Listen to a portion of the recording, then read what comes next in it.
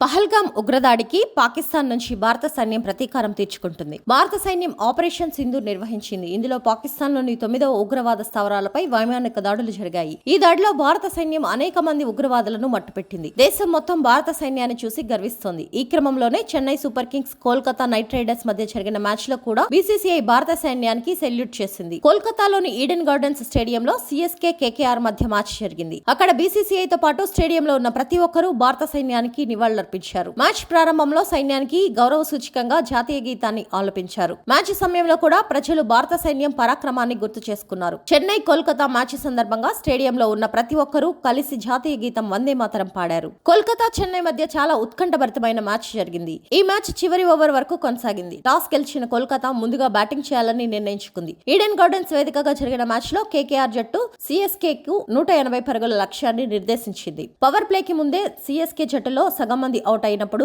చెన్నైకి ఈ మ్యాచ్ గెలవడం కష్టంగా అనిపించింది. ఈ సమయంలో డెవాల్డ్ బ్రెవిస్, శివం దూబే భాగస్వామ్యం చెన్నై ఇన్నింగ్స్ ను కాపాడింది. బ్రెవిస్ 25 బంతుల్లో 52 పరుగులు అద్భుతమైన ఇన్నింగ్స్ ఆడారు. శివం దూబే 40 బంతుల్లో 45 పరుగులు చేశాడు. బ్రెవిస్ అవుట్ అయిన తర్వాత కెప్టెన్ ఎంఎస్ ధోని క్రీజ్ లోకి వచ్చాడు. ధోని 18 బంతుల్లో 17 పరుగులు చేసి అజేయంగా నిలిచాడు. ఈ మ్యాచ్ లో 180 పరుగుల లక్ష్యాన్ని ఛేదించిన చెన్నై 19.4 ఓవర్లలో 2 వికెట్ల తేడాతో విజయం సాధించింది. గత అనేక మ్యాచ్లలో సాధ్యాలను సాధించడంలో విఫలమైన చెన్నై అనంతర విమర్శలను ఎదుర్కొంటోంది. ఈ విషయంలో ధోని కూడా ఒక వైఫల్యానికి, చెడు విమర్శలను ఎదుర్కోవాల్సి వచ్చింది. కానీ ఈసారి ధోని చివరి వరకు నిలిచి జట్టు విజయానికి దోహదపడ్డాడు. చివరి ఓవర్లో ధోని 6 కొట్టడం ద్వారా మ్యాచ్ ను తన జట్టుకు అనుకూలంగా మార్చాడు. అన్షుల్ కాంబోజ్ చెన్నై విన్నింగ్స్ బౌండరీ కొట్టాడు.